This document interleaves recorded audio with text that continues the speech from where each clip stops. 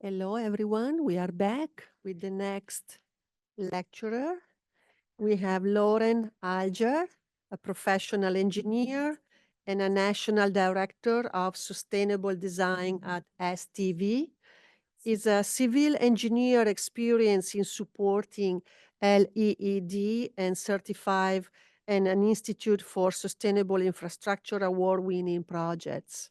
Lauren promotes sustainable design practices with a focus on greenhouse gas emission and analysis and reduction efforts, while working closely with STV's digital advisory teams to develop tools and processes to effectively measure, track, and reduce emissions within design projects.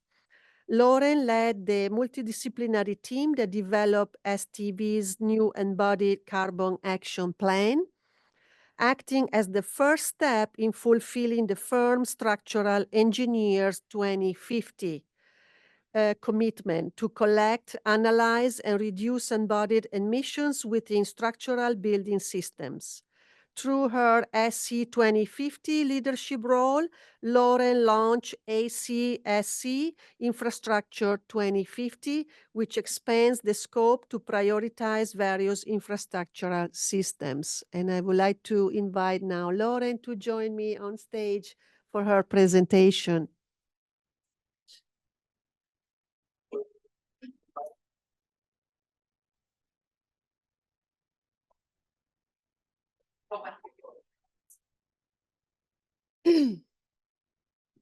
So thank you so much for having me here today. I thought this was a very interesting topic, thinking about the intersection of sustainability and the arts. So I'm really excited to bring a structural engineer's perspective to the architectural field.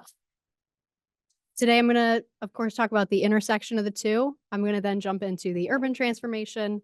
We'll really dive into embodied carbon, help everyone in the audience understand what I'm talking about here when I keep saying embodied carbon, thinking about some of the solutions and actions, so what this really looks like, and then the road ahead where we have to go from here. And at the end, we'll offer a Q&A session.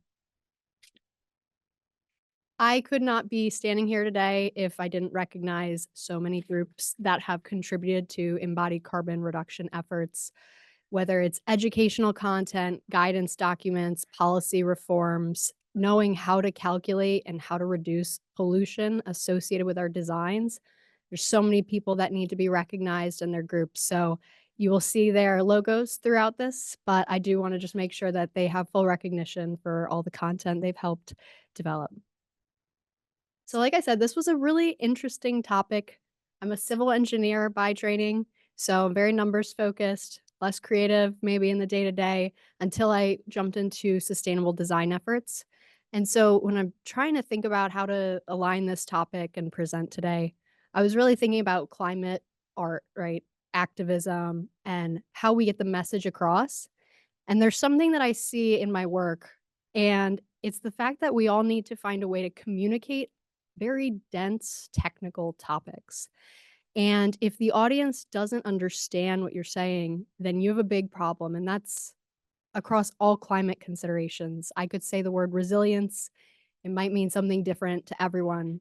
Everyone's going to have a different interpretation. So trying to find a way to communicate that the audience is receptive to is very similar to how we create art. And I really liked the quote by Dr. Dylan Mulvin, where he's showing that images or art that becomes iconic, it does so because they find traction in a moment. And that is big in climate. We need to find the way to connect. If it's an emotional trigger, maybe it's anger, frustration, or optimism looking forward. And some of the art you see on the screen here, a lot of it is, full of fear and concerns, even the AI image on the far right. But there's an optimistic side that we have to be able to maintain in this sustainable design realm to make people understand what we want to work towards. And so that's what I hope to bring out today. So we have to think about the past in order to envision the future. So if you can see the blue on the screen, it's very faint in the background, but we're going through a timeline of the history of urbanization from the 1800s to today. And the blue line is representing the amount of pollution that we have generated. And so you can see that it has radically accelerated and increased over time. So this is really important because the group of leading global climate scientists, IPCC, they put out 2 temperature limitations. Temperature increases we want to avoid from pre-industrial levels. It's the 1.5 degrees Celsius you probably hear about a lot, and the 2 degrees Celsius. And when we go over even that 2 degrees Celsius level, we can significantly exacerbate climate hazards. And that's the problem, is that we need to avoid this. 1.5 degrees Celsius is the goal. And if we go above that, even that 2 degrees, we're going to increase hazards in intensity and frequency. So they're really going to affect humanity and the way that we operate. So what the IPCC has also shown is that if we continue business as usual, if we continue emitting to the levels of pollution that we're emitting, we keep designing without considering low carbon, right? That business as usual line in the top red, showing well above 3 degrees by 2050 and even worse as we go on. What you can see in the yellow, blue, and the other bottom dashed line is the different projections if we reduce emissions, right? So that's the goal, is with these policies and actions that we take, how we can limit our amount of emissions and work towards these temperature goals. So again, thinking historically, what we've been doing, the built environment accounts for about 42% of emissions globally. That means what we design and build, the emissions associated with creating the materials, maintaining, repairing our buildings, this amount of pollution, along with operational building emissions, that's the 27% that you can see. So when we turn on our lights, we run our mechanical systems, it all requires energy. And if we're not selecting the right energy, or we're not reducing and implementing energy efficiency strategies, we're going to continue to pollute in levels that are unreasonable for us to meet our goals. This is really important. We've been thinking historically, now we think forward. We are looking at what Architecture 2030 has given this really easy to digest metric, or we are thinking about building 1 New York City every month for the next 40 years in terms of building square footage. That's how much we anticipate in terms of growth, right? So that's huge as we talk about embodied carbon, which we'll get into. And additionally, they talk about infrastructure. So by 2050, and right now, there's about 3/4 of the infrastructure that's anticipated to be built by 2050 has yet to be built. So we're going to see that growth as well in terms of the materials that we need. So understand the problem. This is really important. Embodied carbon versus operational carbon. So when you think about embodied carbon, it's across the whole life cycle. It's really thinking holistically. You have about 65 to 85% of emissions associated with producing the materials before they ever show up on site. You have other stages, the construction, maintenance, repair, and the end of life. All of these have other percent emissions associated with them. And then just for reference to the slide, the visual in blue is operational emissions. It's not included in the percentages. But to operate the building, right, we saw 27% is associated with operational emissions on the previous slide, and the other 15% of global emissions is associated with embodied carbon. Okay, so I'm going to wait until later to talk about this one. But when we talk about embodied carbon, we talked about 65 to 85% of the pollution being associated before the products ever show up on site. And you can see in orange that upfront embodied carbon accounts for the product stage and driving them to site and installing them. So before we ever bring the products to site and have the building built, that is a significant amount of pollution that we can anticipate and reduce through the designs that we design and the way we write our specifications. Okay, I'm talking a lot about embodied carbon, upfront, product stage. What does that mean? So if we think about the industrial, these materials that require high amounts of energy, and that energy is associated with emissions. So when we think about steel, there's a basic oxygen furnace or an electric arc furnace. And you hear a lot about electrification in the city, requirements as we're moving towards this 2050 goal. We might hear about that a lot. Think about that in terms of making steel. Basic oxygen furnace uses fossil fuels and it uses less recycled content. And if you use an electric arc furnace, you can see about a 50% pollution reduction, again, before the materials ever show up on site. With concrete, this is a very high emitting material. What happens is that there's a material in the cement of concrete called clinker. In order to make that clinker, you need very high temperatures, and the calcination process has its own emissions associated with that chemical reaction. So both of those combined emit a large amount of emissions. This visual in the top, so what you're looking at is considering mass. Clinker is associated with about 10% of the mass of concrete. But when you think about it in terms of embodied carbon, clinker accounts for 90% of the embodied carbon footprint of concrete. So something with such a small mass has the largest amount of emissions associated with it. And that's why, as structural engineers, we need to find ways of increasing supplementary cementitious materials, switching out that typical cement. And we also need to think about the facade and the load that a heavy facade will have and how to reduce that. So this is why, hearing about concrete, steel, this graphic down here shows that about 50% of the embodied carbon footprint of a building is associated with the structure. Again, that's substantial. You can see about a quarter is associated with the envelope, the facade. With the facade, you're really going to need to think about balancing. Just jump to this one. You're going to need to think about balancing operational carbon and embodied carbon, right? So you still need a tight thermal barrier. You need to make sure that you're protecting the building so that you're not increasing usage of your mechanical systems. And you want to make sure that you're balancing embodied carbon. I will say this is a very up and coming topic that architects are actively working to expand knowledge in this field. So I'm really excited to hear about the future of this. And this is something that, again, a lot of people here might be really interested in getting involved with.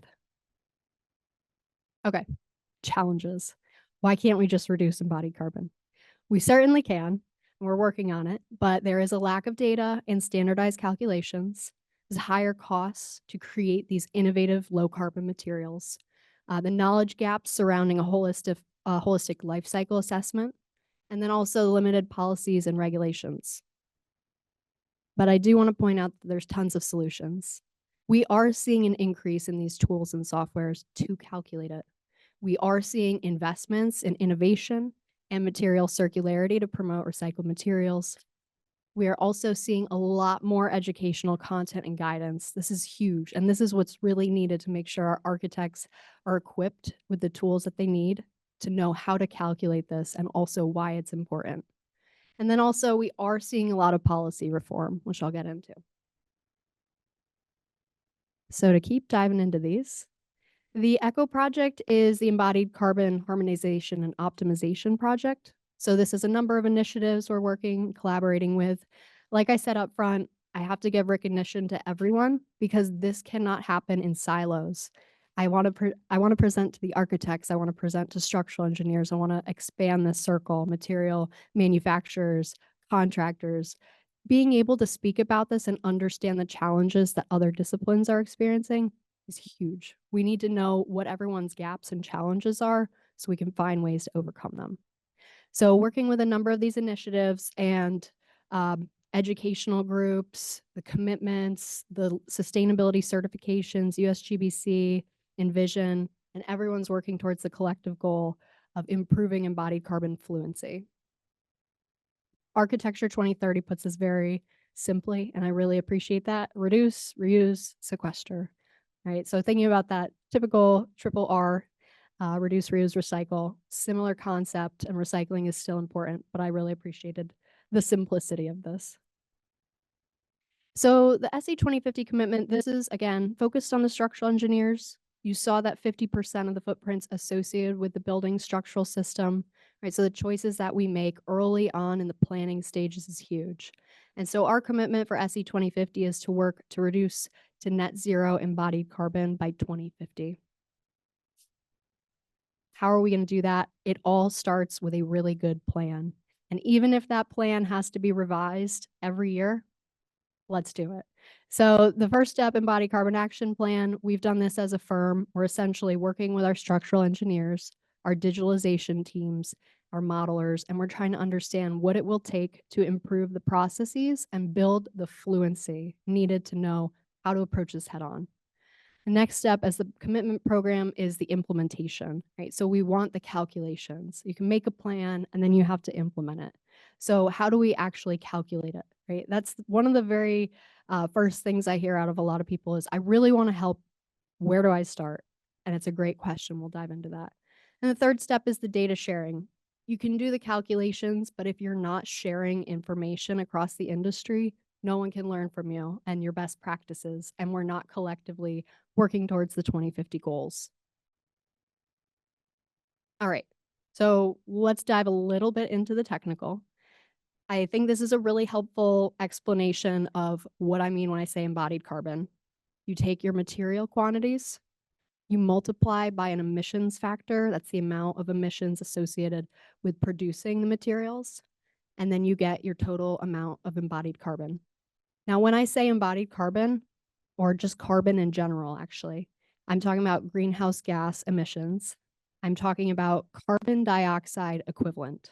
So what happens is there are various greenhouse gas emissions that have varying intensities and lifespans, and they all have to be normalized to talk about one another like apples to apples. So I'm talking about the equivalent, carbon dioxide equivalent, and I'll just say carbon throughout this. So when you look at this, you see the little E on the end, that's that equivalent that I'm talking about. So they've all been converted and normalized and able to talk about them in that manner. So when I get my totals, I have a couple scenarios on the far right. The first one is the baseline, right? To show a % reduction below something means that something has to be a baseline that you show a reduction below.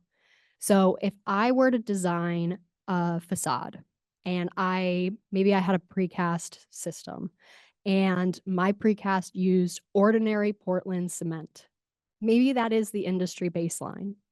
Then if I actually design with low carbon in mind, I might change that to increase my supplementary cementitious materials. So that is now becoming my target reduction scenario. Then the third one's the actual, right? The first two are theoretical. If they actually happen, that's when we really also need to maintain that accountability.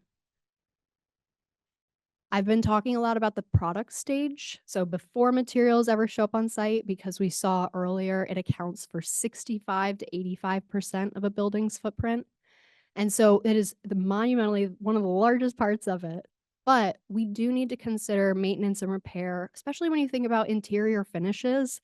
Maybe you have a material that requires tons of maintenance. Maybe it has to be replaced a certain number of years. If you're not thinking about that over the lifespan, that's a big problem. So that's kind of how we're starting to ask questions and think about this in the industry. So you can see maintenance is number 4 on here, but just wanted to point that out. Okay, so we talked about emissions factors, lots of materials. Where do I go to find my data? EC3 is a great database. This has environmental product declarations. That's the EPD. So an EPD is a way to quantify emissions associated with the materials before they ever show up on site. What's really cool about this box plot, I love the box plot. You can see in red, if I take an emissions factor associated with one of the EPDs that I read, 348 kilograms of carbon dioxide equivalent per cubic yard for concrete, it's higher than even the most conservative number that they have in their repository. You can see also what's achievable as well. So maybe that's a lower carbon emissions factor that we might consider. And the EPD that I've added in red goes way above that. So we are showing a material that's higher than what we should be considering. It's got a higher emissions amount with it.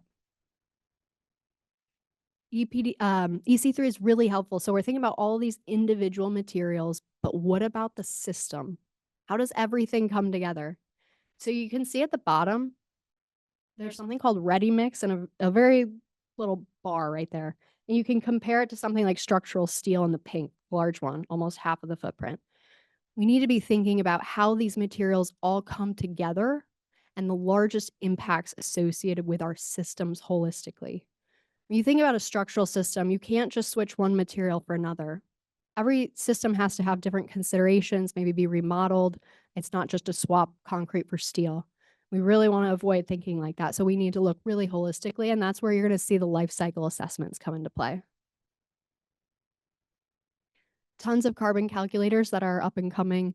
The structural engineer SE 2050 commitment, they have a very straightforward one for our structural materials.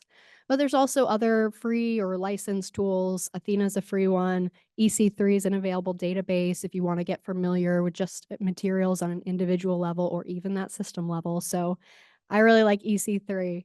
And then what I do want to also show for any landscape architects is the climate positive design. So this is something that Pamela has been working on. I think she's on version 3 right now. She's amazing. And she has an app where you can compare your design, what year it will take to achieve sequestration. So this is a really valuable tool as landscape architects if we want to be able to understand the embodied carbon associated with our designs and when we'll hit that neutrality. So I'm going back to the life cycle stages. There are a lot of components of these calculations that require data that the industry does not always have. And that is a gap, but we are working to fix that. The very first thing you can do, just require EPDs. You're going to be able to find them for your steel, your concrete, your asphalt, your glass. You get into some of the other materials, it might be a little bit more difficult, but just start requesting ones that if you're not sure if they're there, start requesting it. I just saw last night that MEP 2040 published their guidance document with specification guidance for low emission refrigerants. That's a huge step. So really excited to see that. You also see that transportation, construction, maintenance, repair, these are really, and even disposal and reuse, these are going to be very assumption based. So you really might want to start with the material production, get familiar with that, and then also start thinking about transportation. I would maybe offer a recommendation. Maybe you're considering a material that's coming to a site located near the water, and you're considering barge transportation. And then maybe you're also considering that same material coming from maybe somewhere in Pennsylvania, and it has to take 100 trucks to get there. You can make these isolated comparisons in order to make an informed design decision. And you can look at the product stage emissions as well as your transportation emissions. So these are things that we can do, which requires a little bit of thought and assumptions, but it is doable. I'm not going to dive too much into the data challenges and the solutions because these are very structural engineering specific, but I do want to point out, you'll see it in a little bit, the SEI pre-standard. So the structural engineering community has been working towards publishing this pre-standard to help improve education, right? So we want to make sure that everyone understands how to make low carbon design decisions. This is really important. And just to kind of bring it back to the box plot, because these are so helpful, again, as we collect information as an initiative, we can understand what a typical building structure, what we might be able to consider as a baseline, right? So maybe it's a certain amount of kilograms carbon dioxide equivalent per square foot, per square meter, right? We're trying to understand how to compare one building to another and to really understand, did we design it with high carbon features or are we below that average? So this is what we're working towards, but the data has to be there. So that means that first step is awareness about what the EPDs reflect in terms of your emissions for that material. Then you look at a system level, and then you can start sharing your data and understanding how to drive low carbon solutions. To get a little bit more granular, what this shows you is a breakdown by building type of the goal. The goal is to show if you have a school, an office building, what amount of embodied carbon is realistic that we're seeing. And then can we eventually set that baseline and work below that? Right now, you can see on the far right, reduce this variability. We don't have enough data, but as we increase and receive more projects that people submit through the commitment, we're going to be able to really refine that and say, this type of building structure should be below this. This type is reasonably, it should be reasonably below this. Really help improve that guidance. key data insights. So our data scientists at the SE 2050 team have done an amazing job analyzing the projects that we do have to publish findings. So you should see them pretty soon. The paper is coming out, but they are finding what those top focus features are, what the trends are in the projects we have received to be able to design more consciously. Again, I mentioned this in the beginning, but speaking from a place that people can understand the language is so helpful. RMI publishes a lot of low carbon guidance, and it's as simple as explaining the type of material, a strategy, the percent emissions reduction that might be feasible. And also cost is a big question, right? So if we can build fluency in understanding low hanging fruit, low cost considerations, it's going to change the landscape of the design world. In terms of educating, we are seeing that LEED version 5 is going to have a reduced embodied carbon credit, which is so exciting. I know it's going through its public comment right now. We're also seeing the infrastructure focused certification for Envision. They have embodied carbon credit, and we're actually working on developing guidance document to help practitioners understand how they can calculate emissions associated with this credit. Again, it kind of goes back to the baseline, your target reduction scenario, and the actual. And then also you see this SEI pre-standard that I mentioned earlier, helping educate the structural engineering community. Policies, these are so necessary. You're seeing it in New York, the state level, the city level, the executive orders. We're seeing the need for agencies who are promoting this in their agencies, requiring EPDs for the high emitting materials, your concrete, your steel, right? We're seeing a lot of funding available to help increase the amount of EPDs in the industry. So this is a big topic in the sustainability realm right now. And so understanding how to build that fluency in all of the work we do is going to be monumental. So what's the future look like? Again, we need to increase the business case. We need to help understand, explain how to understand embodied carbon and explain why this is a benefit. I could talk about RMI all day. They provide such helpful information, understand it's a two-way road, right? It really does come down to architectural, engineering, construction community, working with, in this case, this is a real estate example, working with developers, working with the tenants, working with the government, and it can't happen in silos. And again, there's so many collaborators as part of this landscape. And if we all are working in silos, that's got to be broken down. We have to understand, what are your gaps as an architect? What are your gaps as an agency trying to implement this? What do you need from other people? Breaking down that communication barrier and working together to collaborate is going to be a huge help. And again, envisioning the future, I just kind of wanted to end with that optimism, right? So we are thinking about tying this to the arts and really understanding that we can take this challenge head on and find ways to work together and build a city that we all are going to feel proud of and feel excited about living in. And that can happen with the green infrastructure, low carbon. So just kind of wanted to leave it on a little bit more of an optimistic note, because it's so important. That passion is going to drive us forward. So just wanted to open it up, some questions on the screen. What do you envision for the built environment? How fluent are you with embodied carbon? What are you seeing in the landscape? And just kind of allow for a little bit more of an interactive discussion.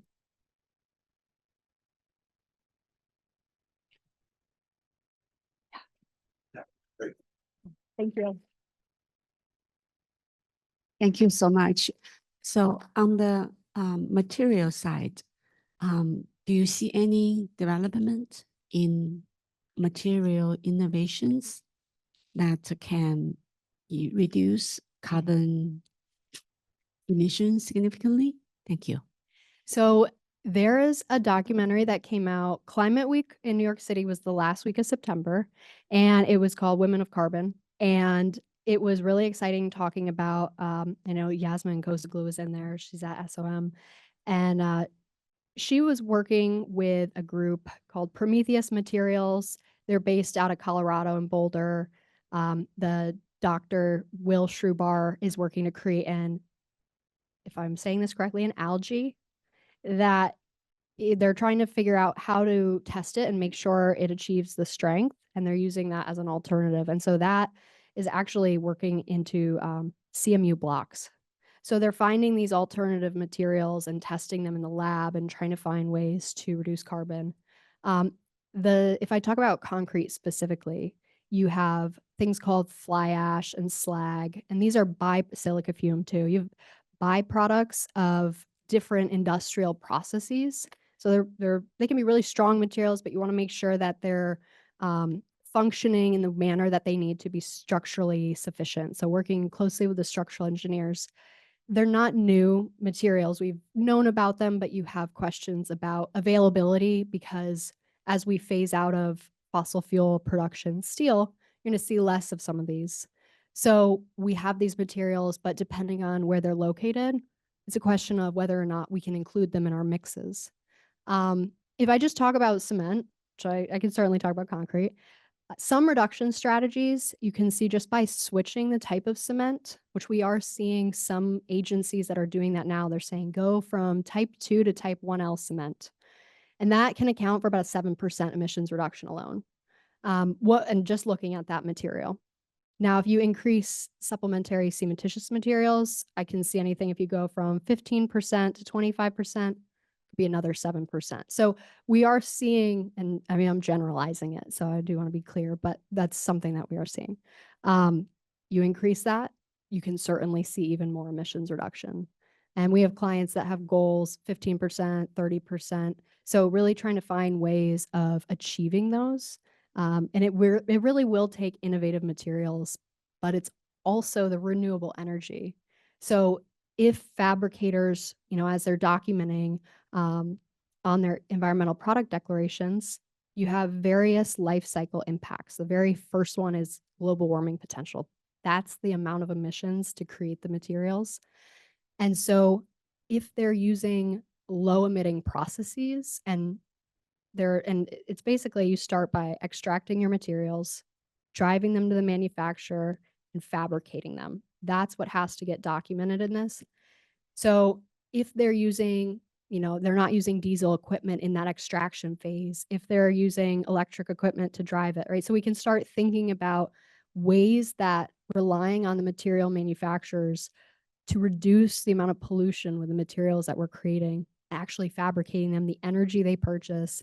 We're going to start seeing that shift if we start asking for it. But so we are seeing innovative materials, but it is also the processes in which they're operating.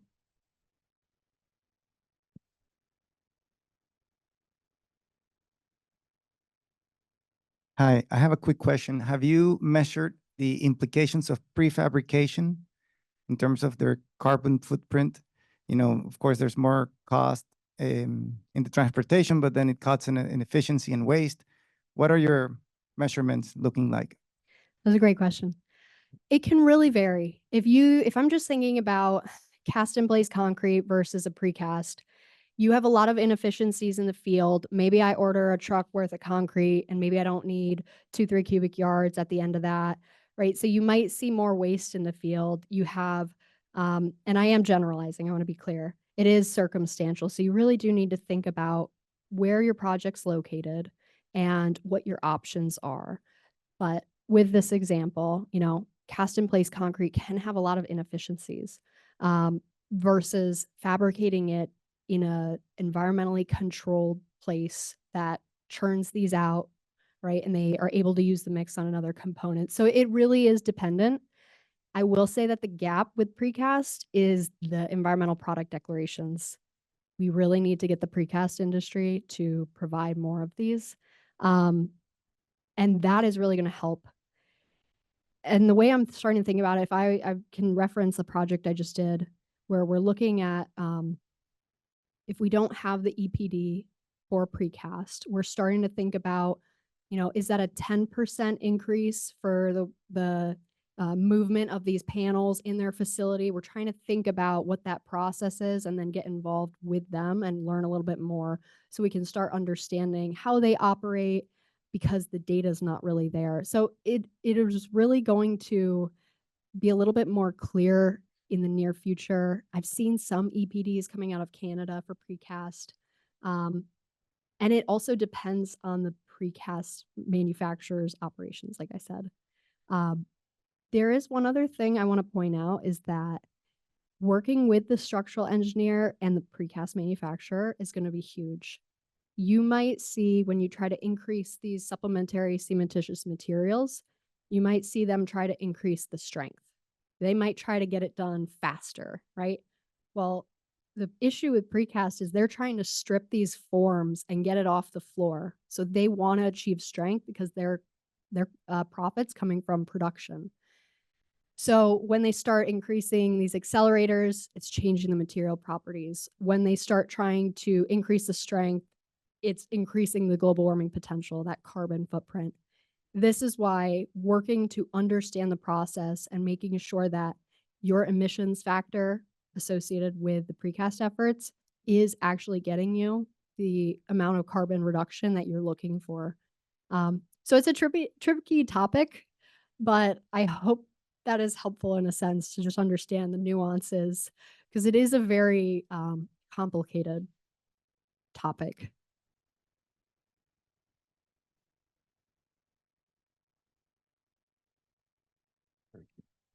I have a question, and I don't know if it's appropriate directly for what you presented, which is extremely impressive and encouraging. But I am sitting here in New York City with local law 97 coming at us, which is a whole other planet of concern. But it's not without the same issues that you talk about with new construction, but it's the massive retrofit that's necessary for what already exists. So you could just give it a pass and say, that's not my business. Or you could perhaps share anything you might know about how that other sector of necessary work will respond to that imprimatur. That's a great question. A lot of thoughts are going through my mind right now. The very first one is that I just saw funding for a pilot out of Queens who is, let me just back up. The first thing with these retrofits, it's very intensive, right? You need a tight building envelope, and you also want to increase energy efficiency to reduce your operational emissions. And then you also want to find ways to increase renewable energy usage.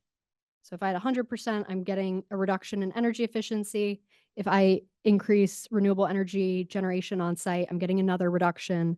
And then maybe I can try to offset with carbon credits the remainder. It's going to be expensive, right? So that is a concern. So the whole issue with energy efficiency, it can also be that envelope. And it's not just the energy used to power the mechanical systems, even though that is predominantly the largest energy consumption. If you don't have a tight thermal barrier, that's a huge problem.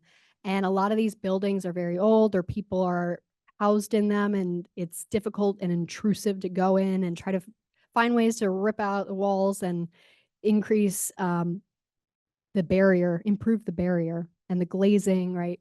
But I did see money going towards an initiative of sorts in Queens, where they're working to create facade panels attached from the outside to improve the facade. So that's something that I am seeing. But like you mentioned, this is a real challenge in finding the ways to overcome that. And I'm also thinking a lot about New York State. They just had an energy summit upstate.